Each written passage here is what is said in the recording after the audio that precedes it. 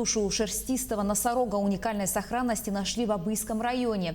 Как рассказал доктор биологических наук Альберт Протопопов, животное найдено в августе этого года в районе реки Терехтях. По предварительной оценке носорогу 3-4 года, скорее всего, он утонул в реке.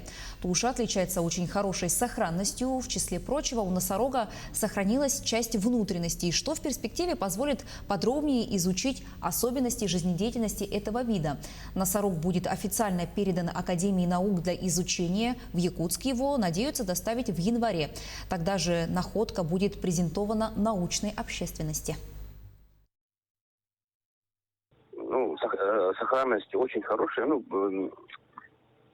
Допустим, с ранее найденными носорогами, допустим, того же Колымского или Саша, сохранность лучше. При осмотре мной было посчитано там, сколько у него зубов, то есть степень генерации зубов, так скажем.